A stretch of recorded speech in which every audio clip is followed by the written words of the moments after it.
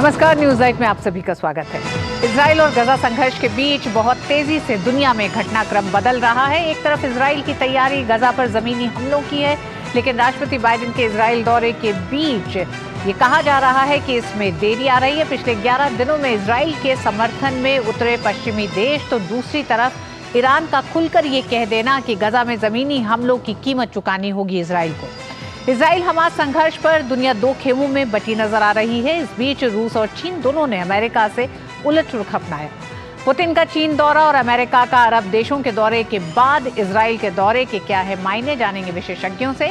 साथ ही बताएंगे क्या है भारतीय समुद्री नीली अर्थव्यवस्था का विजन 2047। इसी के साथ देश दुनिया की होंगी तमाम और खबरें भी। मैं हूं ऋतु वर्मा। शुरुआत करेंगे सबसे पहले न्यूज नाइट में अभी तक की सुर्खियों के साथ।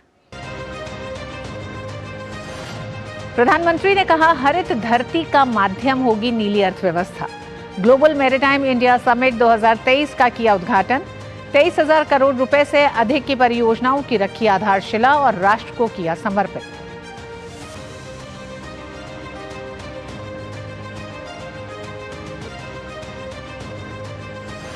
प्रधानमंत्री ने गगनयान मिशन और अंतरिक्ष अन्वेषण के क्षेत्र में तैयारियों पर की बैठक। 2035 तक भारतीय अंतरिक्ष स्टेशन की स्थापना और 2040 तक चंद्रमा पर पहला भारतीय भेजने का लक्ष्य।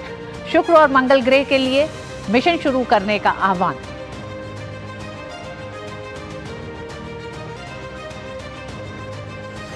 मध्य प्रदेश के लिए कांग्रेस का वचन पत्र जारी। भाजपा ने बताया झूठ का पुलिंदा। राजस्थान में कांग्रेस उम्मीदवारों के चयन की प्रक्रिया जारी।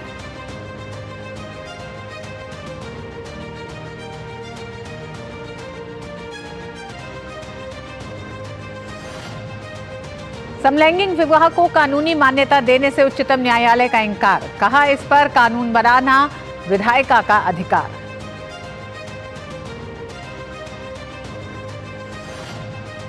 इजराइल हमास संघर्ष के बीच तेज हुई कूटनीति। जर्मन चांसलर ने जॉर्डन के राजा से की मुलाकात। जर्मन ने कहा, अब और फिलिस्तीनी शरणार्थियों को नहीं देंगे जगह। कल इजराइल जाएंगे अमेरिकी राष्ट्रपति जो बाइडेन।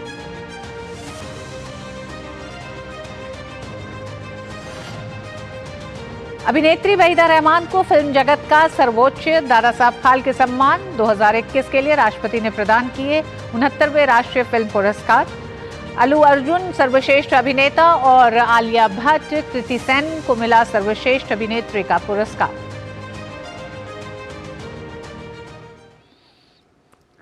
भारत की मैरीटाइम इंफ्रास्ट्रक्चर के पूरे इकोसिस्टम को मजबूत करने के लिए लगातार काम कर रहा है। ग्लोबल मैरीटाइम इंडिया समिट 2023 के तीसरे संस्करण के उद्घाटन के मौके पर पीएम मोदी ने भारतीय समुद्री अर्थव्यवस्था के लिए दीर्घकालिक रूपरेखा अमृतकाल विजन 2047 पेश किया। ये ब्लूप्रिंट बंदरगाह सुविधाओं को बढ़ाने, टिकाऊ प्रथाओं को बढ़ावा देने और अंतर्राष्ट्रीय सहयोग को और सुविधाजनक बनाने के उद्देश्य से रणनीतिक पहल है। हम एक ऐसे भविष्य की ओर से बढ़ रहे हैं जहां ब्लू इकोनॉमी ग्रीन प्लेनेट बनने का माध्यम होगी। मौका था ग्लोबल मैरीटाइम इंडिया समिट 2023 के तीसरे संस्करण का, जिसका प्रधानमंत्री ने मंगलवार को वीडियो कॉन्फ्रेंसिंग के माध्यम से मुंबई में उद्घाटन किया। इस अवसर पर प्रधानमंत्री ने कहा कि ऐतिहासिक भारत मध्य पूर्व यूरोप आर्थिक गलियारा क्षेत्रीय और वैश्विक व्यापार में क्रांति लाएगा। उन्होंने कहा कि G20 नेताओं के शिखर सम्मेलन में आर्थिक गलियारे के संबंध में निर्णय भारत की पहल के कारण लिया गया। उन्होंने कहा कि जैसे अतीत के सिल्क रूट ने कई देशों की अर्थव्यवस्था बदल दी, वैसे ही ये गलियारा भी वैश्विक व्यापार की तस्वीर बदल देगा। G20 समिट के दौरान India, middle east, Europe economic corridor पर ऐतिहासिक सहमति बनी है। अब ये ऐतिहासिक कॉरिडोर भी रीजनल और ग्लोबल ट्रेड की तस्वीर बदल देगा। प्रधानमंत्री ने कहा कि सरकार का समृद्धि के लिए बंदरगाह और प्रगति के लिए बंदरगाह का विजन जमीनी स्तर पर क्रांतिकारी बदलाव ला रहा है। उन्होंने कहा कि उत्पादकता के लिए बंदरगाह के मंत्र को भी प्रोत्साहित किया जा रहा है। पोर्ट्स फॉर प्रॉस्पेरिटी और पोर्ट्स फॉर प्रोग्रेस का हमारा विजन धरातल पर लगातार बदलाव ला रहा है, लेकिन हमारे काम ने पोर्ट्स फॉर प्रोडक्टिविटी के मंत्र को भी आगे बढ़ाया है। प्रधानमंत्री ने कहा कि भारत अगले दशक में शीर्ष 5 जहाज निर्माता देशों में से एक बनने जा रहा है। उन्होंने कहा कि हमारा मंत्र make in India, make for the world है। भारत दुनिया के टॉप 5 शिप बिल्डिंग नेशंस में से एक होने जा रहा है। हमारा मंत्र है make in India, make for world. Maritime clusters के विकास के जरिए हम शिप बिल्डिंग स्टेक होल्डर्स को एक साथ लाने के इंटीग्रेटेड अप्रोच पर काम कर रहे हैं। प्रधानमंत्री ने भारत में समुद्री पर्यटन को बढ़ावा देने के लिए दुनिया की सबसे लंबी नदी क्रूज सेवा का उल्लेख किया। उन्होंने कहा कि भारत अपने अत्याधुनिक बुनियादी ढांचे की बदौलत वैश्विक क्रूज केंद्र बनने की ओर अग्रसर है। हमने विश्व की सबसे बड़ी रिवर क्रूज सर्विस की शुरुआत भी की है। भारत अपने अलग अलग पोर्ट्स पर इससे जुड़े कई प्रोजेक्ट्स पर काम कर रहा है। भारत अपने state of the art infrastructure के जरिए ग्लोबल क्रूज हब बनने की ओर कदम बढ़ा रहा है। प्रधानमंत्री ने 2021 में शिखर सम्मेलन को याद करते हुए कहा कि कैसे उस वक्त पूरी दुनिया कोविड महामारी की अनिश्चितताओं से जूझ रही थी। उन्होंने जोर देते हुए कहा कि आज एक नई विश्व व्यवस्था आकार ले रही है। बदलती विश्व व्यवस्था में प्रधानमंत्री ने विशेष तौर पर कहा कि दुनिया नई उम्मीदों के साथ भारत की ओर देख रही है। पूरा विश्व भारत की ओर नई आकांक्षाओं से देख रहा है। आर्थिक संकट से घिरी दुनिया में भारत की अर्थव्यवस्था लगातार मजबूत हो रही है। प्रधानमंत्री ने भारत में लगभग 5000 साल पुरानी विश्व धरोहर लोथल डॉकयार्ड का जिक्र किया और इसे नौवहन का पालना कहा। उन्होंने बताया कि इस विश्व धरोहर को संरक्षित करने के लिए मुंबई के पास लोथल में एक राष्ट्रीय समुद्री विरासत परिसर भी बनाया जा रहा है। प्रधानमंत्री ने भारतीय समुद्री नीली अर्थव्यवस्था के लिए दीर्घकालिक मूल योजना अमृतकाल विजन 2047 का भी अनावरण किया। इस भविष्यवादी योजना के अनुरूप प्रधानमंत्री ने 23,000 करोड़ रुपए से अधिक की परियोजनाओं का उद्घाटन, राष्ट्र को समर्पित और शिलान्यास किया। प्रधानमंत्री ने गुजरात में दीनदयाल बंदरगाह प्राधिकरण में Tuna Tekra all weather deep draft terminal की आधारशिला रखी। प्रधानमंत्री ने समुद्री क्षेत्र में वैश्विक और राष्ट्रीय भागीदारी के लिए 7 लाख करोड़ से अधिक के 300 से अधिक समझौता ज्ञापन भी समर्पित किए। मुंबई से योगेश शीतल के साथ ब्यूरो रिपोर्ट, डीडी न्यूज। प्रधानमंत्री ने भारत के गगनयान मिशन की प्रगति का आकलन करने और अंतरिक्ष अन्वेषण के भारत के प्रयासों के भविष्य की रूपरेखा तैयार करने से संबंधित एक उच्च स्तरीय बैठक की अध्यक्षता की। अंतरिक्ष विभाग ने ह्यूमन रेटेड लॉन्च व्हीकल और सिस्टम क्वालिफिकेशन जैसी अब तक विकसित की जा चुकी विभिन्न प्रौद्योगिकियों सहित गगनयान मिशन का व्यापक विवरण प्रस्तुत किया। इस बात पर गौर किया गया कि ह्यूमन रेटेड लॉन्च व्हीकल के 3 अनक्रूड मिशन सहित लगभग 20 प्रमुख परीक्षणों की योजना बनाई गई है। Crew escape system test vehicle की पहली प्रदर्शन उड़ान 21 अक्टूबर को निर्धारित की गई है। बैठक में 2025 में मिशन के लॉन्च की पुष्टि करते हुए इसकी तैयारी का मूल्यांकन किया गया। हाल के चंद्रयान 3 और आदित्य L1 मिशन सहित भारत के अंतरिक्ष संबंधी पहलों की सफलता के आधार पर प्रधानमंत्री ने निर्देश दिया कि भारत को अब 2035 तक भारतीय अंतरिक्ष स्टेशन की स्थापना और 2040 तक चंद्रमा पर पहला भारतीय भेजने सहित नए और महत्वाकांक्षी लक्ष्य निर्धारित करने चाहिए।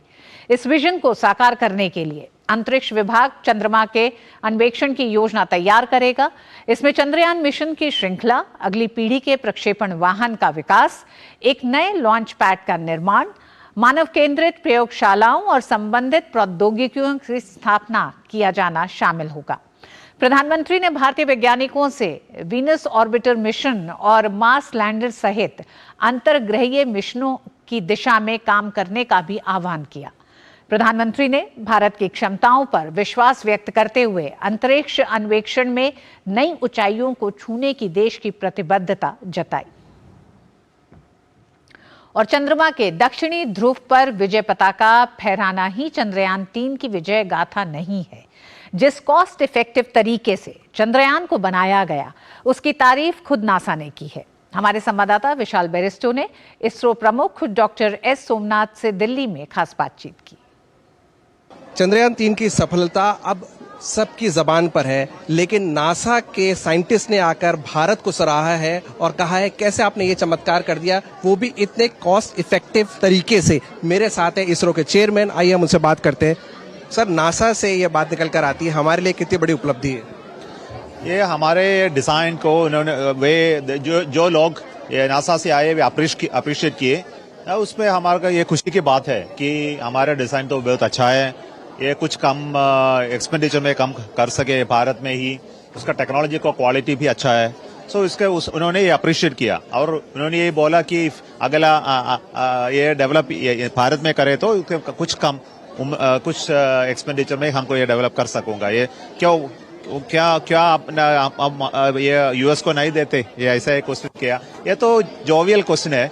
तो आपको पता है अमेरिका टेक्नोलॉजी में हमसे बहुत आगे है। मुझे यही बताना चाहता हूं कि हमारा टेक्नोलॉजी किसी से कम नहीं है। सर, अगर एक लेमन्स लैंग्वेज में हम बात करें तो किस तरह से कॉस्ट इफेक्टिव है, किस तरह से लोग इस बात को समझेंगे? एक जो फंक्शनैलिटी है कि ये इंस्ट्रूमेंट्स होते हैं, मेजरमेंट इंस्ट्रूमेंट्स होते हैं, एक्सपेरिमेंट होते हैं, टेस्टिंग इंस्ट्रूमेंट होते हैं, सभी में हमारा फंक्शनैलिटी अच्छा है, उस ऑब्जेक्टिव को मीट करता है और उसका कॉस्ट है तो आधा है और 1/10 है, तो हम कब बोलते हैं इस कॉस्ट इफेक्टिव है। सर, एक आखिरी सवाल, चंद्रयान के बाद अब गगनयान हमारे लिए तैयार है, उसके लिए क्या कहेंगे आप? गगनयान की तैयारी हो रही है। हमारा पहला टेस्ट है, इसका test vehicle D1 crew abort test के नाम दिया है। उसका लॉन्च होगा ये 21 अक्टूबर को श्रीहरिकोटा से। आप तैयार रहिए, चांद के बाद अब गगनयान हमारी सफलता का इंतजार कर रहा है। कैमरामैन मोहित उइके के साथ मैं विशाल बेरिस्टो, डीडी न्यूज, दिल्ली। और न्यूज नाइट में वक्त एक छोटे से ब्रेक का।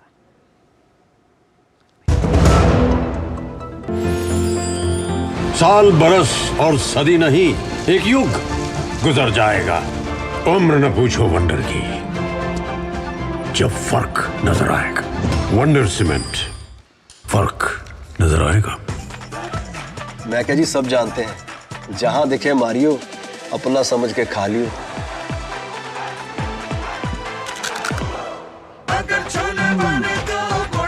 गोल्डी छोले मसाले, जहां जाए रिश्ते बनाए, जहां जाए रिश्ते बनाए, गोल्डी मसाले। माँ, ये खीर किसके लिए? आज तेरे दादाजी का जन्मदिन है, उनके लिए। तो मैं दादाजी को क्या दूँ? अपना मोबाइल फोन देना। ये क्या कर रही है? दादाजी के लिए आयुष्मान कार्ड बना रही हूँ। घर बैठे? हाँ। आयुष्मान ऐप पर जाकर अपना या परिवार के सदस्य का नाम लाभार्थी सूची में ढूंढें, आधार, OTP या फेस ऑथ द्वारा ऑथेंटिकेट करें, डिटेल्स भरें, अब मोबाइल से फोटो खींचकर अपलोड करें। दादाजी, ये लीजिए अपना आयुष्मान कार्ड। ये उपहार तो जीवन भर काम आएगा।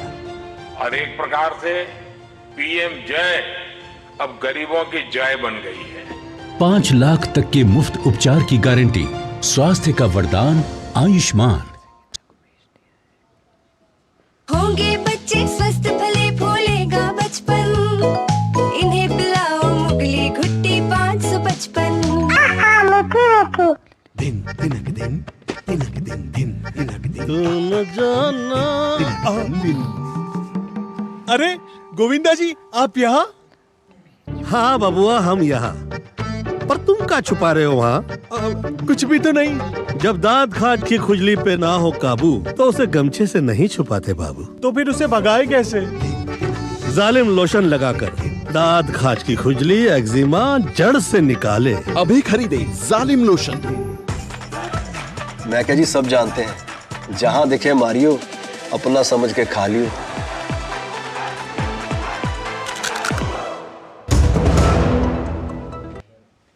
लोकसभा अध्यक्ष ने टीएमसी सांसद महुआ मोइत्रा पर लगे आरोपों की जांच के लिए मामला आचार संहिता को भेज दिया है। भाजपा सांसद निशिकांत दुबे ने एक पत्र लिखकर महुआ मोइत्रा पर संसद में सवाल पूछने के बदले पैसे और उपहार लेने का आरोप लगाए थे। उन्होंने एक व्यवसायी दर्शन हीरानंदानी और मोइत्रा के बीच पैसों को लेन देन के भी आरोप लगाए थे। इसके अलावा निशिकांत ने मोइत्रा को तत्काल संसद से निलंबित करने की भी मांग की थी।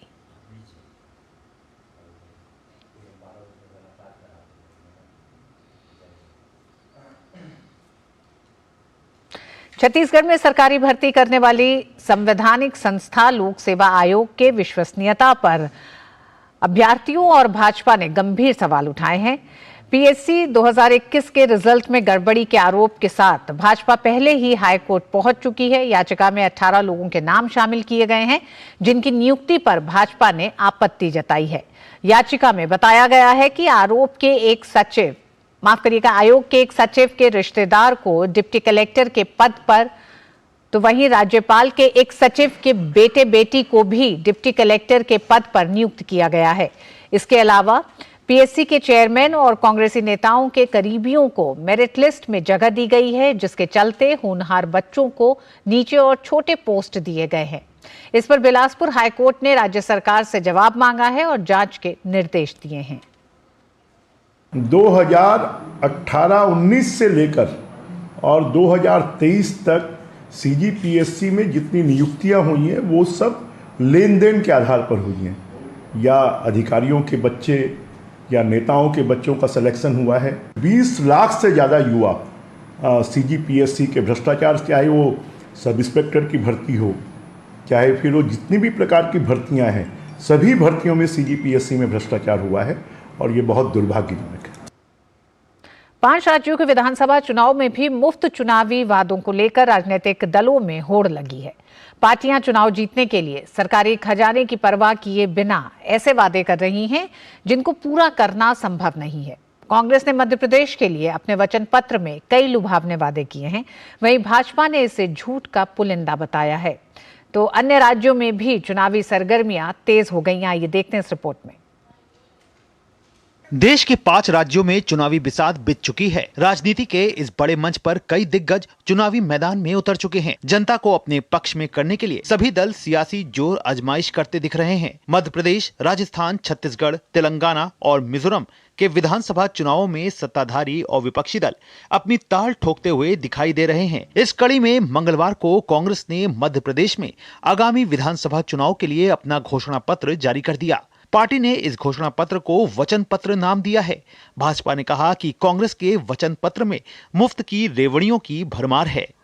किसानों के लिए एक अलग पेपर बनाया है, महिलाओं के लिए, युवाओं के लिए, कर्मचारियों के लिए, हर परिवार के लिए, सामाजिक न्याय के लिए, आस्था व विश्वास के लिए। वहीं कांग्रेस के वचन पत्र को भाजपा ने झूठ का पुलिंदा करार दिया है। प्रदेश के मुख्यमंत्री शिवराज सिंह चौहान ने कहा है कि 5 साल पहले भी कांग्रेस ने 900 से ज्यादा वचन दिए थे, लेकिन 5 भी पूरे नहीं किए। इसके अलावा दिमनी से भाजपा प्रत्याशी और केंद्रीय मंत्री नरेंद्र सिंह तोमर ने कहा कि पहले भी कांग्रेस किसानों, बेरोजगार युवाओं से वादों के नाम पर धोखा कर चुकी है। उधर मंगलवार से भाजपा के 3 दिवसीय शक्ति सम्मेलनों की शुरुआत हुई, जिसमें हर बूथ पर पार्टी नेतृत्व की उपस्थिति में कार्यकर्ता प्रचंड बूथ विजय की प्रतिज्ञा लेते दिख रहे हैं। कांग्रेस का वचन पत्र नहीं, ये झूठ पत्र है। 5 साल पहले भी उनने 900 से ज्यादा वचन दिए थे जनता को, उनमें से 9 भी पूरे नहीं किए। इससे पहले भी किसानों के बारे में, बेरोजगार युवाओं के बारे में कांग्रेस वायदा कर चुकी है और उस वायदे को उन्होंने पूरा नहीं किया। उधर राजस्थान में चुनावी तापमान बढ़ता दिख रहा है। प्रदेश के भाजपा प्रभारी प्रहलाद जोशी के आवास पर राजस्थान कोर ग्रुप की बैठक हुई, जिसमें वसुंधरा राजे, गजेंद्र सिंह शेखावत, राज्यवर्धन सिंह राठौड़ और अन्य नेता मौजूद रहे। इसके अलावा महाराणा प्रताप के वंशज विश्वराज सिंह मेवाड़ और करनी सेना के पूर्व अध्यक्ष स्वर्गीय लोकेंद्र सिंह कालवी के बेटे भवानी सिंह कालवी ने भाजपा का दामन थाम लिया।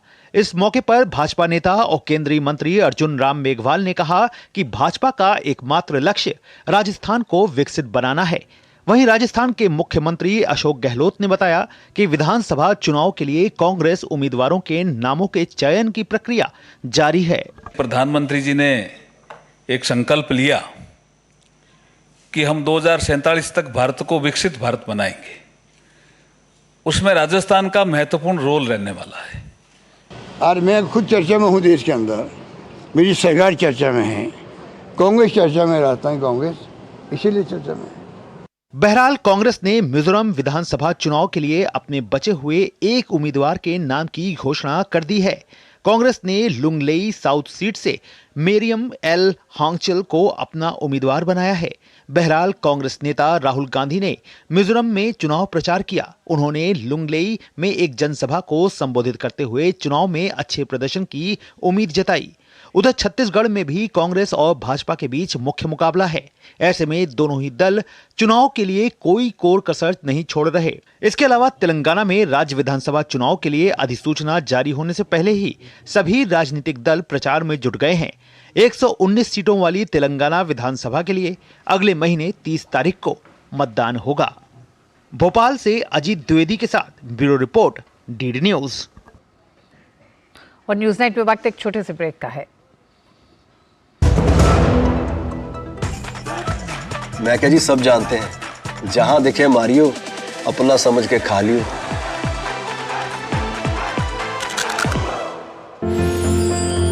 साल बरस और सदी नहीं, एक युग गुजर जाएगा। उम्र न पूछो वंडर की, जब फर्क नजर आएगा। वंडर सीमेंट, फर्क नजर आएगा। हो बिजनेस बढ़ाना, गुड़िया को पढ़ाना या मिसेस के साथ वेकेशन, लो मुथूट फाइनेंस गोल्ड लोन, भरोसा इंडिया का। मुथूट फाइनेंस भारत का नंबर 1 सबसे भरोसेमंद financial services brand. Gold loan के लिए अभी कॉल करें 1-800-313-1212। गोल्डी छोले मसाले, जहाँ जाए रिश्ते बनाए, जहाँ जाए रिश्ते बनाए, गोल्डी मसाले। होंगे बच्चे स्वस्थ भले, भूलेगा बचपन, इन्हें पिलाओ मुगली घुट्टी 555। तुम्हें पता है इन्वेस्टर्स के लिए कि इन्वेस्टर प्रोटेक्शन फंड होता है IPF, लेकिन अगर तुम्हारा ट्रेड एक्सचेंज पर एग्जीक्यूट नहीं हुआ या फिर कोई गारंटीड रिटर्न्स वाली स्कीम है तो ये IPF आपकी मदद नहीं कर सकता है। और अगर आपका ब्रोकर ही डिफॉल्टर बन जाए तो फिर IPF आपको कॉम्पेंसेशन दिला सकता है। कहाँ से सीखा? NSE की साइट पर। सोचकर समझकर इन्वेस्ट कर। मैं क्या जी, सब जानते हैं, जहां दिखे मारियो, अपना समझ के खा लियो।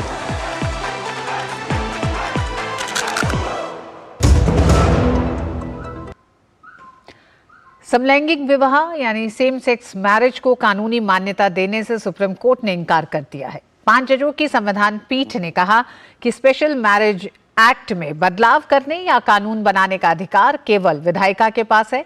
हालांकि CJI DY चंद्रचूड़ और जस्टिस संजय किशन कौल ने समलैंगिक जोड़ों को बच्चे गोद लेने और कुछ अन्य अधिकार देने का समर्थन किया, लेकिन justice S Ravindra Bhatt, justice PS Narasimha और जस्टिस हिमा कोहली ने बहुमत से कहा कि मौजूदा कानून के प्रावधानों के तहत ऐसे अधिकार देना संभव नहीं है।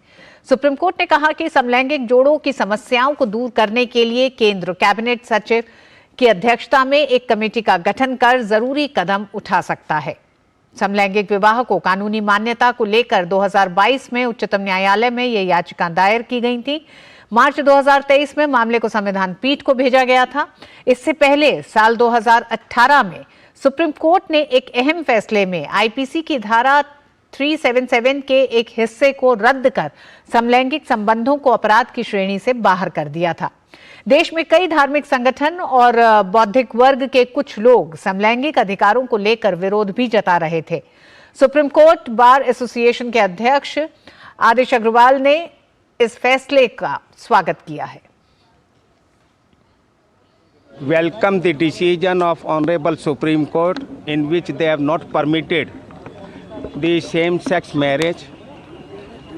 Some people try to spoil the atmosphere of Indian system, but I am happy that Supreme Court of India has accepted the version of the Government of India in which it was argued that the court has no power to give this right of same-sex marriage. It is the only right of the Indian Parliament.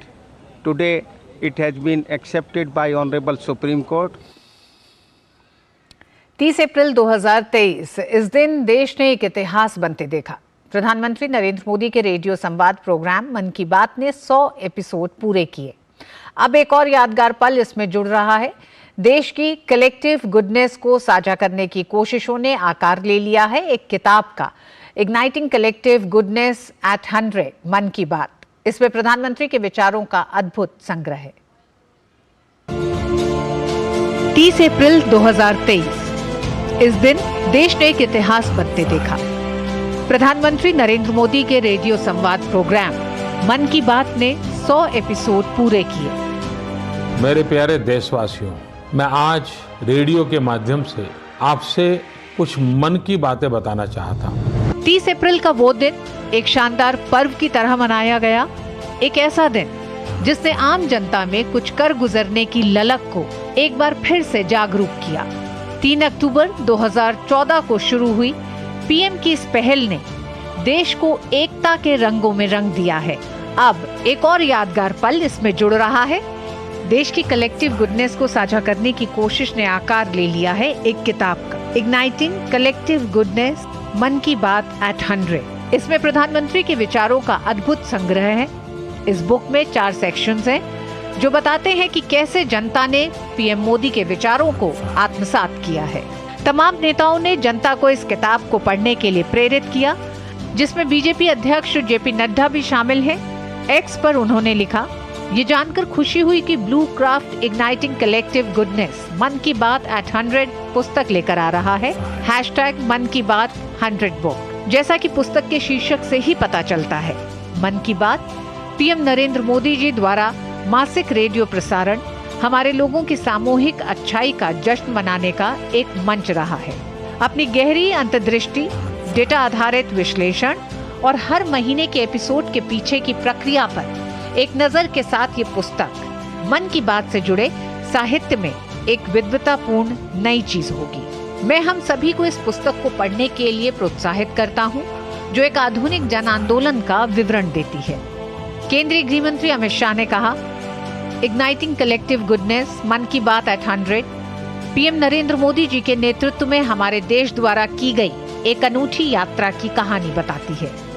ये इस बात पर नई रोशनी डालता है कि कैसे मोदी जी ने अपने शब्दों की शक्ति से देश को अधिक अच्छाई के सामान्य लक्ष्यों के लिए एकजुट किया। डेटा और अंतर्दृष्टि से संचालित ये पुस्तक उन युवाओं के लिए अवश्य पढ़ी जानी चाहिए जो परिवर्तनकारी यात्रा पर विचार करना चाहते हैं, क्योंकि मन की बात 100वें एपिसोड के आंकड़े को पार कर गई है। इस अवसर पर मैं पुस्तक के प्रकाशक ब्लू क्राफ्ट को इस साहित्यिक रत्न के साथ आने के लिए बधाई देता हूँ।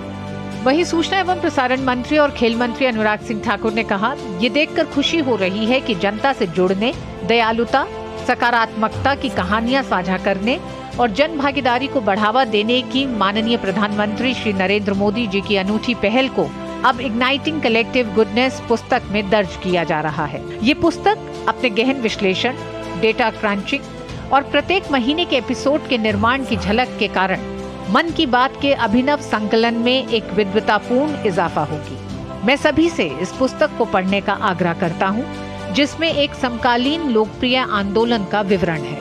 ये किताब देश के कण-कण में बसी प्रबल इच्छा शक्ति का प्रतीक है। प्रधानमंत्री ने इस किताब के आमुख में कहा है कि एक छोटे प्रयोग के रूप में शुरू किए गए कार्यक्रम में कई भारतीयों की प्रेरणादायक कहानियों को बताया गया है। उन्होंने ये भी कहा कि इस प्रोग्राम के जरिए देश की आवाज को एक मंच मिला है। ये ब्लू क्राफ्ट की इस श्रृंखला की तीसरी पुस्तक है, जो मन की बात की असाधारण यात्रा को दर्शाती है। एक सतत संवाद जिसने 2014 से देश को महीने में कम से कम एक बार व्यस्त रखा है। पहली पुस्तक 26 एपिसोड के समापन के बाद प्रकाशित हुई थी।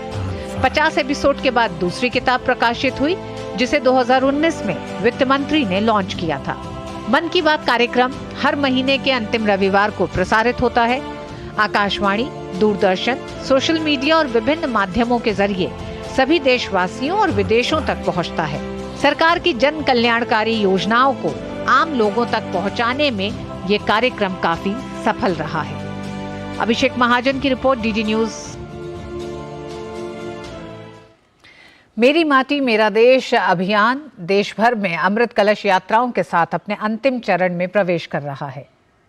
संस्कृति मंत्रालय के क्षेत्रीय संस्कृति केंद्र भी देश भर के ग्रामीण क्षेत्रों में इस अभियान के बारे में जागरूकता पैदा करने और बेहतर संपर्क कायम करने के लिए सांस्कृतिक कार्यक्रम आयोजित कर रहे हैं।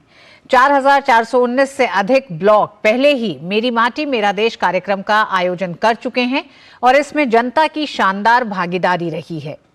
ये अभियान देश के वीरों को सम्मानित करने के लिए 9 अगस्त को शुरू किया गया था। देश भर में चल रही अमृत कलश यात्राएं 30 और 31 अक्टूबर को कर्तव्य पथ पर आयोजित एक भव्य समारोह में पहुंचेंगी। राष्ट्र की एकता और विविधता के प्रतीक एक स्मारकीय कलश को अमृत वाटिका और अमृत महोत्सव स्मारक में स्थापित किया जाएगा, जिसमें देश के कोने कोने से एकत्रित मिट्टी को मिश्रित किया जाएगा।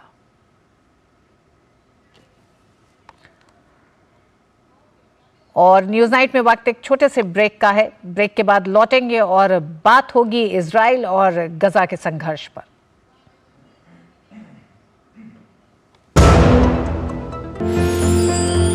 साल, बरस और सदी नहीं, एक युग गुजर जाएगा। उम्र न पूछो वंडर की, जब फर्क नजर आएगा। वंडर सीमेंट, फर्क नजर आएगा। हो बिजनेस बढ़ाना, गुड़िया को पढ़ाना या मिसेस के साथ वेकेशन, लो मुथूट फाइनेंस गोल्ड लोन। भरोसा इंडिया का, भरोसा इंडिया का।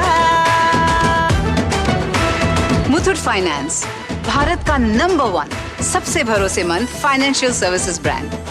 गोल्ड लोन के लिए अभी कॉल करें 1-800-313-1212। दादी, आज भी आपकी चाय की दुकान बंद थी? 1 महीने से बीमार हूँ, काम बंद और इलाज का खर्चा अलग। आयुष्मान कार्ड नहीं बनवाया? नाम सुना है, कहाँ बनवाना है, कैसे बनवाना है, इस उम्र में भाग दौड़। कार्ड अभी बन जाएगा। आयुष्मान ऐप पर जाकर अपना या परिवार के सदस्य का नाम लाभार्थी सूची में ढूंढें।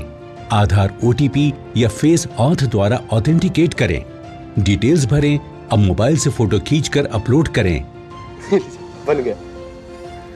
अब ठीक होकर अपने हाथ की चाय पिला दो। और एक प्रकार से PM जय अब गरीबों की जय बन गई है। 5 लाख तक के मुफ्त उपचार की गारंटी, स्वास्थ्य का वरदान आयुष्मान। गोल्डी छोले मसाले, जहाँ जाए रिश्ते बनाए। जहाँ जाए रिश्ते बनाए, गोल्डी मसाले। मैं क्या जी, सब जानते हैं, जहां दिखे मारियो, अपना समझ के खा लियो। अब क्या देख रहे हो पापा? तुम कहते हो ना कि स्टॉक मार्केट में बहुत सोच समझकर इन्वेस्ट करना चाहिए, बस थोड़ा सा ज्ञान ले रहा हूँ। किससे? हर एक स्टॉक्स एक्सपर्ट है, मस्त एजुकेशनल वीडियोस बनाता है और अच्छी इन्वेस्टमेंट की टिप्स भी देता है। पापा, इन वीडियोस पे ना जाएं। अपना रिसर्च खुद करें या सेबी रजिस्टर्ड इन्वेस्टमेंट एडवाइजर से संपर्क करें। एजुकेशन के नाम पर कुछ इन्फ्लुएंसर्स अक्सर इन्वेस्टर को मिसगाइड करते हैं, नुकसान आपका होगा। सोच कर, समझ कर, इन्वेस्ट कर। इजराइल हमास संघर्ष का आज 11वां दिन है। इस बीच इस पर कूटनीति भी तेज हो गई है। जर्मन चांसलर ने जॉर्डन के राजा से मुलाकात की है और जॉर्डन ने साफ शब्दों में कहा है कि वो अब और फिलिस्तीनी शरणार्थियों को जगह नहीं देंगे। अमेरिकी राष्ट्रपति जो बाइडेन भी कल इजराइल जाएंगे। इजराइल हमास जंग का 11वां दिन। इजरायली सैनिकों ने खान यूनुस के पश्चिमी हिस्से के साथ साथ दक्षिण पूर्वी और रिफाह के पश्चिमी इलाकों पर हमास के कई ठिकानों पर जबरदस्त बमबारी की। इजराइल ने गजा पट्टी में हमास के अलग अलग ठिकानों पर ताबड़तोड़ हमले करके कई कमांड सेंटर तबाह करने का दावा किया है। इजरायली रक्षा बल के मुताबिक लक्षित हवाई हमले में हमास की शूरा काउंसिल के प्रमुख ओसामा माज़ीनी की मौत हो गई। ओसामा माज़ीनी हमास आतंकवादी समूह के लिए एक प्रमुख बंधक वार्ताकार की भूमिका निभा रहा था। गजा में हुई बमबारी से मलबे के ढेर में तब्दील हो चुकी ऊंची ऊंची इमारतों के नीचे लोग अपनों को तलाशते नजर आ रहे हैं। गजा के स्वास्थ्य विभाग के अनुसार 7 अक्टूबर से जारी इजरायली हमलों में 2750 से ज्यादा फलस्तीनियों की मौत हो चुकी है, जबकि 10,000 से ज्यादा घायल हुए हैं। इजरायली वायुसेना द्वारा गजा पट्टी की पूर्ण घेराबंदी की वजह से पूरे गजा में न तो बिजली पानी है और न ही भोजन। लोग मलबे में दबे अपने लोगों को निकालने के लिए दिन रात मशक्कत कर रहे हैं। हमले की वजह से गजा के अस्पताल बर्बादी की कगार पर पहुंच चुके हैं। ईंधन भंडार पूरी तरह खत्म होने के कारण अस्पताल की बिजली सप्लाई बैकअप जनरेटर के सहारे चल रही है, जो कभी भी बंद हो सकता है।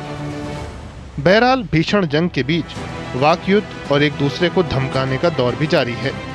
इजराइल की जवाबी कार्रवाई के बाद एक बार फिर ईरान ने नेतन्याहू को खुली धमकी देते हुए गजा पर बमबारी को तुरंत रोकने की मांग की। ईरान के सर्वोच्च नेता अली खामनेई ने वैश्विक समुदाय पर फलस्तीन की अनदेखी का आरोप लगाया। अगर फिलिस्तीनियों के खिलाफ इजराइल हमला जारी रखता है तो कोई भी ताकत उनके समुदाय को इजराइल के खिलाफ लड़ने से नहीं रोक सकती। हमने सभी विकल्प खुले रखे हैं और हम गजा के लोगों के खिलाफ किए गए युद्ध अपराधों के प्रति उदासीन नहीं रह सकते।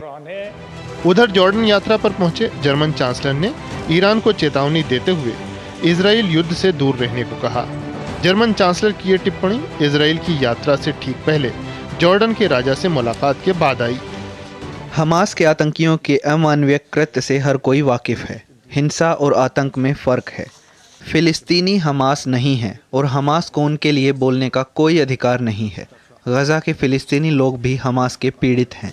इजराइल हमास के बीच जंग से शरणार्थी संकट का नया दौर शुरू हो गया है। गजा पट्टी से निकलने वाले लोग या तो मिस्र के बॉर्डर पर पहुंच रहे हैं या फिर जॉर्डन की सीमा पर। सीमा पर बड़ी संख्या में लोगों की मौजूदगी को देखते हुए जॉर्डन के राजा ने फलस्तीनी शरणार्थियों को मिस्र या जॉर्डन में धकेलने की कोशिश के खिलाफ चिताया है। उन्होंने कहा है कि गजा और वेस्ट बैंक के अंदर ही मानवीय स्थिति से निपटा जाना चाहिए।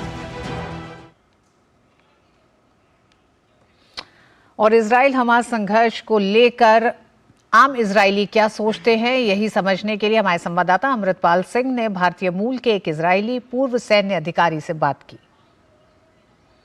बेनी, अगर मैं आपसे ये जानना चाहूं कि एज अ पूर्व एक सोल्जर होने के नाते ये बताइए कि आपकी क्या असेसमेंट है, ये जंग कब तक चलेगी? अभी हम लोग और हम सीधे चल रहे हैं अपने संवाददाता अमृतपाल के पास, जो इस समय इजराइल गजा बॉर्डर पे सिरोट के पास है। जी अमृत, क्या ताजा अपडेट है?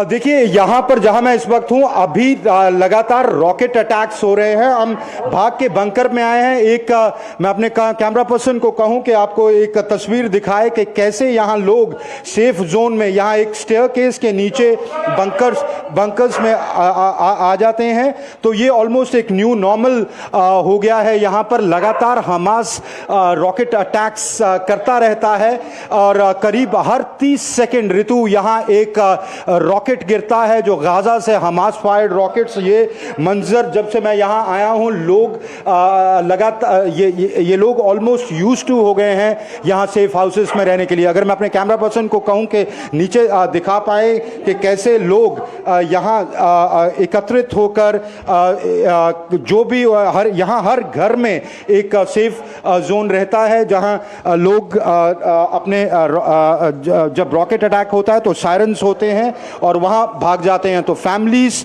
आप देख सकते हैं इस जब ये युद्ध चल रहा है उस ट्रॉमा से गुजर ही रही हैं कि ये जो लगातार रॉकेट अटैक्स है इनके साथ जूझ रहे यहाँ के लोग। जो बॉर्डर के इलाके हैं ज़्यादातर खाली करवा लिए गए हैं क्योंकि मिलिट्री गाजा के बॉर्डर के साथ पर काफ़ी तैनात में वहाँ उन्होंने तैनाती की है, अपने मिलिट्री टैंक्स, अपनी आर्टिलरी गन्स। सो क्लियरली पर आज आईडीएफ ने कहा कि ग्राउंड ऑफेंसिव नहीं होगा। We from India. Ji Amrit, आप हमारे साथ बने रहें। आप जिस तरह से बता रहे हैं, इस समय आप खुद भी उस बंकर में हैं जहां आपका कहना है कि अब थोड़ी देर पहले ही एक तरह से हमास ने जो रॉकेट दागा है उसकी वजह से वहां पर मौजूद सभी लोग बंकर में पहुंचे। अगर आपको मेरी आवाज आ रही है तो मैं आपसे ये भी जानना चाहूंगी कि फिलिस्तीनी शरणार्थियों को लेकर जो एक संकट बना हुआ है, क्या अमृत आपके लिए निकलना और हमसे बात करना अगर सेफ है तो आप करें, आप तब तक इसकी व्यवस्था करें। हमारे साथ हमारे मेहमान भी जुड़ गए हैं, प्रभु दयाल जी भी जुड़ गए हैं। प्रभु दयाल जी, हम लगातार देख रहे हैं इजराइल हमास संघर्ष जो गहराता संकट है, उसी पर हम आपसे बात करना चाह रहे हैं। इस समय जो दिखाई दे रहा है, अमेरिका जिस तरह से कल इजराइल का दौरा करने जा रहा है, ये क्या इजराइल को समर्थन है या उससे आगे की कोई एक नई रणनीति पर काम किया जा रहा है? रितु जी, बहुत बहुत शुक्रिया मुझे अपने चैनल पे बुलाने के लिए। जो प्रेसिडेंट बाइडेन का दौरा इस रीजन में हो रहा है, आपने जैसे कहा कि ये इजराइल को सपोर्ट देने को दर्शाता है, लेकिन साथ साथ तो बहुत अहम मुद्दों पर भी ये तवज्जो देता है। पहली तो ये कि जो इतनी बड़ी ह्यूमैनिटेरियन क्राइसिस वहां पर आई खड़ी हुई है, गाजा पे भी और इजराइल पे भी, खासतौर पे गाजा पे, उसको किस तरह से खत्म किया जाए। और दूसरा एक बहुत अहम पहलू है इस सब चीजों का कि किस तरह से इस लड़ाई को और फैलने से रोका जाए। जी देखिए, मैं ये बात साफ कहना चाहता हूं कि मैं टेररिज्म की पूरी तरह से निंदा करता हूं। जो हमास ने किया वो बहुत गलत था, वो टेररिज्म था और उसकी जितनी निंदा की जाए वो कम। दूसरी बात, एक हमास ने एक बड़ी गलती की, ब्लंडर किया, क्योंकि इजराइल कहीं ज्यादा शक्तिशाली है जी। और जिस तरह से प्रभु दयाल जी हमारे साथ हमारे संवाददाता भी इजराइल गजा बॉर्डर से जुड़ गए हैं। अमृत, क्योंकि जिन कठिन परिस्थितियों में अमृत इस समय है, हम चाहेंगे कि पहले अमृत से हम एक बातचीत कर ले। अमृत, फिलिस्तीनी शरणार्थियों को लेकर जो बड़ा संकट है, तमाम वो देश जो आसपास के हैं और खासकर कुछ उसमें से मुस्लिम देश है, उनका साफ मना करना है कि वो नहीं तैयार है, जिसमें जॉर्डन ने भी साफ मना कर दिया है। इस संकट को किस तरह से हैंडल किया जा रहा है, क्या अभी लेटेस्ट अपडेट इस पे है? देखिए, ये एक बड़ी प्रॉब्लम है। इजरायली स्ट्राइक्स जो हो रही हैं उसकी वजह से वहाँ पर एक जो ह्यूमैनिटेरियन क्राइसिस अनफोल्ड कर रहा है, चाहे वो एसेंशियल सप्लाइज की कमी से हो, पानी की कमी से हो। इनफैक्ट पानी का तो इतना बुरा बहाल है कि ड्रिंकिंग वाटर ख़त्म हो गया है। लोग अब दूसरे सोर्सेज से पानी पीने लगे हैं जो कि क्लीन सोर्सेज नहीं हैं। अब ख़तरा, एक तो लोग वैसे ही मर रहे हैं शेलिंग से, अबाउट 3000 के ऊपर फिगर क्रॉस कर गया, 11,000 लोग इंजर्ड हैं, 3000 डेड हैं। मैं गाज़ा पट्टी की बात कर रहा हूँ। अगर मान लें वाटर बॉर्न डिजीज़ वहाँ फैल जाती है, बहुत ज़्यादा वो होगा, तो हॉस्पिटल्स ओवरफ्लो कर रहे हैं, मेडिकल सप्लाईज है नहीं। जंग में ये होता है तो ह्यूमैनिटेरियन एड अंदर जा सके, इसके लिए कूटनीतिक प्रयास हो रहे हैं। अमेरिकी विदेश मंत्री एंटनी ब्लिंकन यहाँ हैं टेल अवीव में। उन्होंने कल बेंजामिन नेतन्याहू से मुलाकात की। कल अमेरिकी राष्ट्रपति से I'm live. I'm live on television. I'll talk to you. We are from India. Anyway, so just a moment, please. Just a moment. Yeah. जी अमृत, क्या मीडिया के लिए भी किसी तरह की समस्या हो रही है?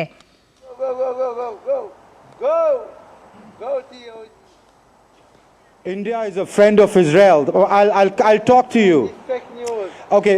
जी अमृत, हम समझ सकते हैं किस तरह की परेशानी हो रही है। कोई नहीं अमृत, हम प्रभु दयाल जी से बात कर रहे हैं, आप एक बार सॉर्ट आउट कर सकते हैं वहां। प्रभु जी, जिस तरह से हम देख रहे हैं कि लोगों में भी जो रोष है, जो एक तरह से मीडिया को लेकर भी है, साथ ही साथ जो फिलिस्तीनी शरणार्थियों को लेकर जो संकट दिखाई दे रहा है, उसमें तमाम वो ऐसे देश कोई साथ देना नहीं चाह रहा है। उसका कारण क्या लगता है? क्योंकि नॉर्थ पैलेस्टीन से या फिर गाजा से अगर लोगों को निकालना है, नॉर्थ गाजा से, तो वहां से तैयार नहीं है उन लोगों को कोई भी देश रखने के लिए। जी, ये बिल्कुल सही है। कोई भी देश गाजा से जो शरणार्थी बाहर आएंगे उनको दाखिला देने के लिए तैयार नहीं है। इजिप्ट के साथ जो गाजा का बॉर्डर है वो पूरी तरह से बंद है।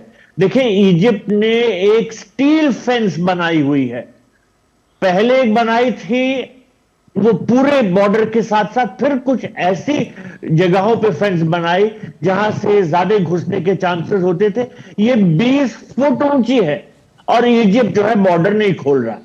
बॉर्डर के उस पार सैकड़ों ट्रक तैयार हैं जो सामग्री ला सकती हैं, लेकिन इजिप्ट जो है वो बॉर्डर नहीं खोलने को तैयार है, क्योंकि वो कह रहा है कि शरणार्थी हमारे यहां घुस जाएंगे, हमें गारंटी चाहिए। और इजराइल भी इस बात से पूरी तरह से संतुष्ट नहीं है, क्योंकि वो सोचता है कि ये जो ट्रक है इनके जरिए कुछ असला वगैरह ना आ जाए। तो किसी तरह से इजिप्ट बॉर्डर से सामान नहीं आ पा रहा है। जो लोग घर बेघर हुए हैं उनकी सहायता के लिए। और दूसरी बात, जॉर्डन ने भी कह दिया कि हम नहीं चाहते कि कोई भी फलस्तीनी अब हमारे यहाँ आए, हम और नहीं ले सकते। जी प्रभुदयाल जी, तमाम उन देशों ने एक तरह से इनकार कर दिया है फिलिस्तीनी शरणार्थियों को लेने के लिए। हमारे साथ अमृत एक बार फिर जुड़ गए हैं। अमृत, हम यही जानना चाहेंगे कि वहाँ किस तरह के हालात है, क्या समस्या अभी जो मौजूदा, और हम देख रहे हैं कि कल बाइडेन का इजराइल दौरा है, तो इन तमाम डेवलपमेंट्स को किस तरह से देखा जा रहा है?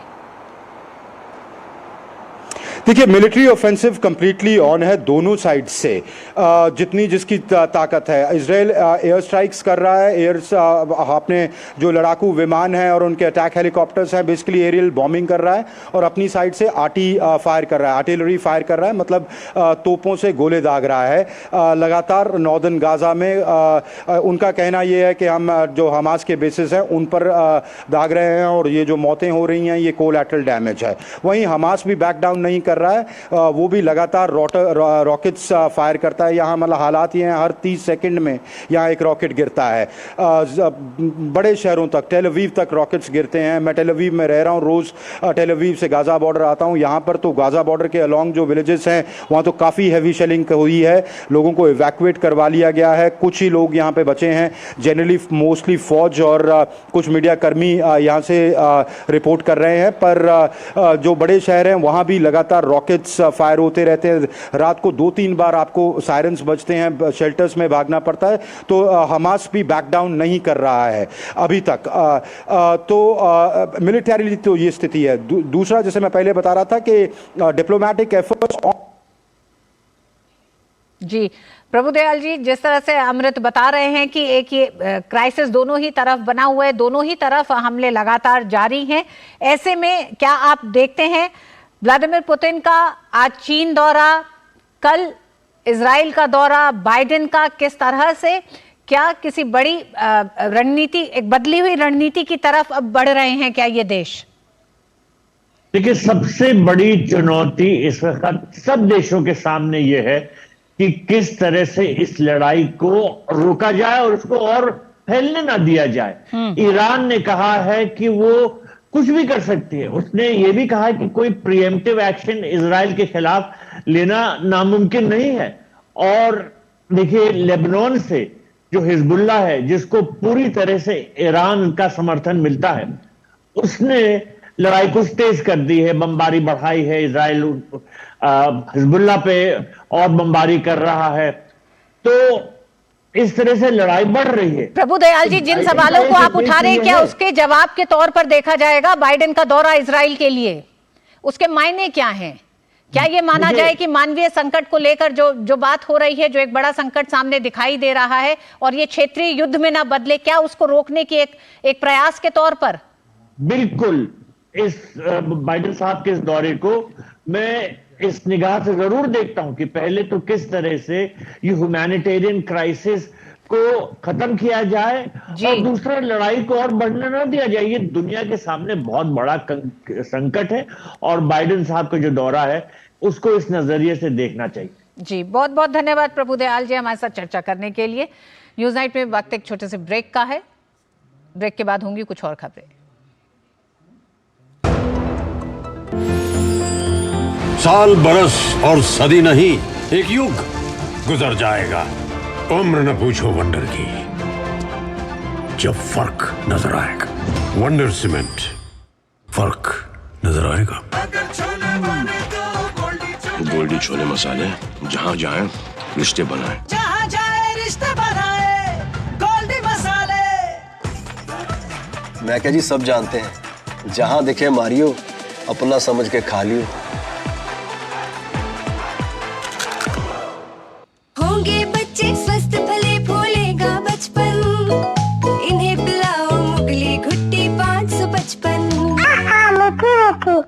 अब क्या देख रहे हो पापा? तुम कहते हो ना कि स्टॉक मार्केट में बहुत सोच समझकर इन्वेस्ट करना चाहिए, बस थोड़ा सा ज्ञान ले रहा हूँ। किससे? हर एक स्टॉक्स एक्सपर्ट है, मस्त एजुकेशनल वीडियोस बनाता है और अच्छी इन्वेस्टमेंट की टिप्स भी देता है। पापा इन वीडियोस पे ना जाएं, अपना रिसर्च खुद करें या सेबी रजिस्टर्ड इन्वेस्टमेंट एडवाइजर से संपर्क करें। एजुकेशन के नाम पर कुछ इन्फ्लुएंसर्स अक्सर इन्वेस्टर को मिसगाइड करते हैं, नुकसान आपका होगा। सोचकर समझकर इन्वेस्ट कर। हो बिजनेस बढ़ाना, गुड़िया को पढ़ाना या मिसेस के साथ वेकेशन, लो मुथूट फाइनेंस गोल्ड लोन, भरोसा इंडिया का। मुथूट फाइनेंस भारत का नंबर 1 सबसे भरोसेमंद financial services brand. Gold loan के लिए अभी कॉल करें 1-800-313-1212। आज फिल्म जगत के सबसे प्रतिष्ठित पुरस्कार राष्ट्रीय फिल्म पुरस्कार प्रदान किए गए। ये राष्ट्रीय फिल्म पुरस्कार का 69वां संस्करण है। दिल्ली में आयोजित भव्य समारोह में राष्ट्रपति ने सिने जगत के सर्वश्रेष्ठ प्रतिभाओं को राष्ट्रीय पुरस्कार से सम्मानित किया। मशहूर अभिनेत्री वहीदा रहमान को दादा साहब फाल्के सम्मान से सम्मानित किया गया। 69वें राष्ट्रीय फिल्म पुरस्कारों में भारत के सर्वश्रेष्ठ सिनेमा को सम्मानित किया गया। देश भर से चुनी गई सर्वश्रेष्ठ प्रतिभाओं को राष्ट्रपति ने पुरस्कार प्रदान किए। इस मौके पर राष्ट्रपति ने कहा कि राष्ट्रीय फिल्म पुरस्कारों में देश की विविधता में एकता की मिसाल देखने को मिली। इस पुरस्कार समारोह में हमने भारत की विविधताओं और उनमें निहित एकता का दर्शन किया है। यहाँ उपस्थित प्रतिभाशाली लोगों ने अनेक भाषाओं, क्षेत्रीय विशेषताएं, सामाजिक मान्यताओं, उपलब्धियां और समस्याओं को सार्थक अभिव्यक्ति प्रदान की है। इस अवसर पर सूचना और प्रसारण मंत्री अनुराग सिंह ठाकुर ने केंद्र द्वारा देश में फिल्म निर्माण के क्षेत्र में दी जा रही सुविधाओं के विस्तार को रेखांकित किया। साथ ही कहा कि पिछले सत्र में पारित किया गया सिनेमेटोग्राफ अधिनियम देश में पायरेसी को रोकने में अहम भूमिका अदा करेगा। फिल्म जगत की बहुत लंबे समय से मांग थी कि जितना हम कमाते नहीं उतने से ज्यादा पायरेसी में उड़ जाता है, और ये कई वर्षों तक आपकी मांग किसी ने पूरी नहीं की। प्रधानमंत्री नरेंद्र मोदी जी की सरकार ने, हमने स्वयं पिछले पार्लियामेंट सेशन में सिनेमेटोग्राफ एक्ट को पास करवा दिया है। पायरेसी के खिलाफ एक बड़ी जंग हम सब लड़ रहे हैं और उसमें सरकार आपके साथ खड़ी है। वहीदा रहमान जी जो सिनेमा का ये सर्वोच्च सम्मान प्राप्त करने वाली 8वीं महिला कलाकार हैं। तालियों की गड़गड़ाहट के बीच प्रतिष्ठित अभिनेत्री वहीदा रहमान को सिनेमा के सर्वोच्च सम्मान दादा साहब फाल्के पुरस्कार से नवाजा गया। इस अवसर पर वहीदा रहमान बेहद भावुक नजर आईं। 69वें राष्ट्रीय फिल्म पुरस्कारों ने फिर ये साबित किया कि बात विषय की हो, तकनीक की या दक्षता की, भारतीय फिल्में साल दर साल नए आयामों को छू रही हैं। इस मौके पर सूचना एवं प्रसारण सचिव ने कहा कि देश भर से विभिन्न श्रेणियों में आई फिल्मों में सर्वश्रेष्ठ प्रतिभाओं को चुना गया। These awards are given only on merit without limitation of language or region. Anybody is free to compete and the selection is done painstakingly by this jury, going through each and every film. Shri Allu Arjun. Pushpa film के लिए अल्लू अर्जुन को सर्वश्रेष्ठ अभिनेता के पुरस्कार से नवाजा गया। performance of an underdog challenging an entire corrupt system. Whatever awards I have received till now are not from the government of India, but this one is from the government of India. It's a whole different new level, and it's my first national award, so it's always going to be very memorable.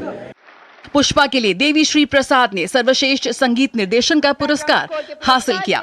सर्वश्रेष्ठ अभिनेत्री का पुरस्कार हासिल किया film Gangubai Kathiawadi के लिए आलिया भट्ट ने।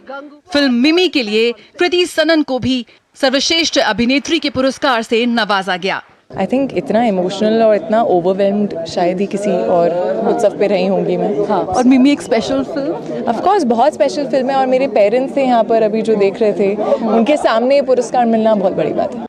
मिमी फिल्म के लिए पंकज त्रिपाठी को सर्वश्रेष्ठ सह अभिनेता का पुरस्कार दिया गया।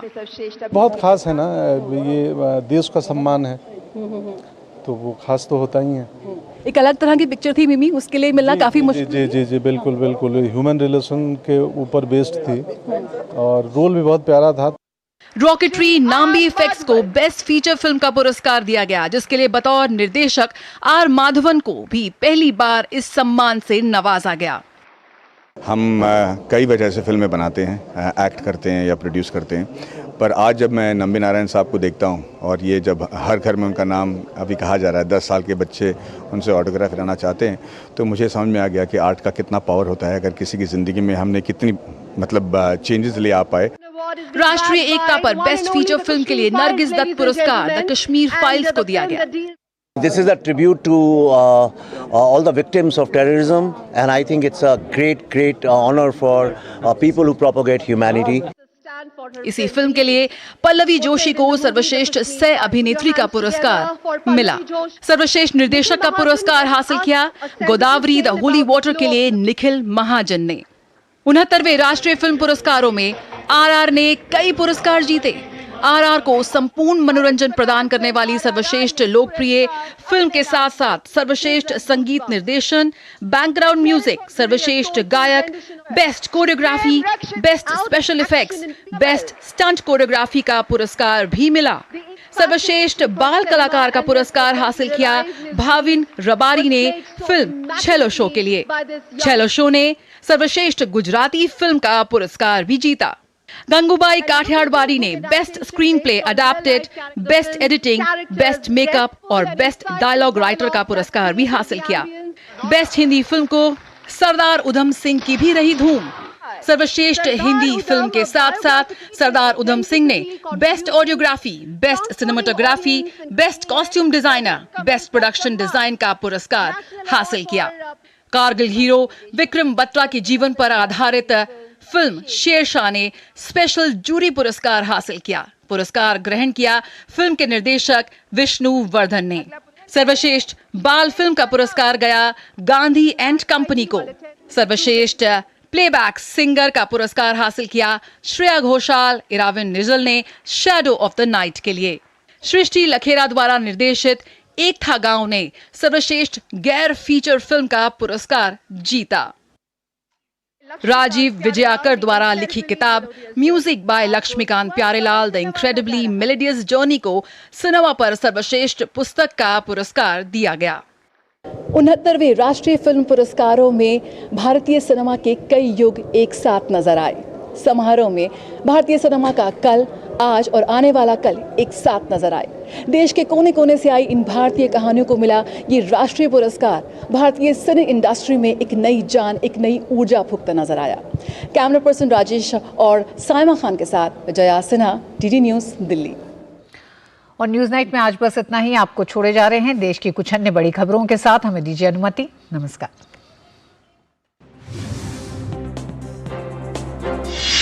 नई दिल्ली में जनाग्रह और रेन मैटर फाउंडेशन की तरफ से आयोजित कार्यक्रम में भारतीय शहर प्रणाली के वार्षिक सर्वेक्षण 2023 रिपोर्ट का 6वां संस्करण जारी किया गया। रिपोर्ट में 10 प्रमुख सिफारिशों का जिक्र किया गया है, जिसमें शहर में महापौरों और नगर परिषदों की सशक्तिकरण की बात कही गई है। केंद्रीय मंत्री ने जोर देकर कहा कि साल 2014 से अब तक शहरी बदलाव के लिए 18 लाख करोड़ रुपए खर्च हुआ है। विदेश मंत्री डॉक्टर एस जयशंकर ने वियतनाम के हो ची मिन्ह में महात्मा गांधी की प्रतिमा का अनावरण किया। इस मौके पर उन्होंने कहा कि आज के वैश्विक संदर्भ में महात्मा गांधी के संदेश सबसे अधिक प्रासंगिक हैं, जो कि सत्य, अहिंसा, आत्मनिर्भरता और मानवीय गरिमा के संदेश को रेखांकित करते हैं और सभी को आपस में जोड़ते हैं। केंद्रीय शिक्षा और कौशल विकास एवं उद्यमिता मंत्री धर्मेंद्र प्रधान ने मंगलवार को कौशल भवन नई दिल्ली में आयोजित एक कार्यक्रम में इंडिया स्किल्स 2023-2024 का शुभारंभ किया और विश्व कौशल 2022 विजेताओं को सम्मानित किया। भारत ने वैश्विक प्रतिस्पर्धा में 11वां स्थान हासिल किया है, जो अब तक की सबसे अच्छी रैंकिंग है। उत्तर प्रदेश के मुख्यमंत्री योगी आदित्यनाथ ने हेलीकॉप्टर के द्वारा जेवर एयरपोर्ट का बारीकी से हवाई निरीक्षण किया। इस दौरान उनके हेलीकॉप्टर ने जेवर एयरपोर्ट की साइट के 3 चक्कर लगाए। सीएम योगी ने एयरपोर्ट के निर्माण की पूरी प्रगति को ध्यानपूर्वक देखा। ग्रेटर नोएडा शहर के बगल में स्थापित हो रहा जेवर एयरपोर्ट सरकार की सर्वोच्च प्राथमिकता वाला प्रोजेक्ट है।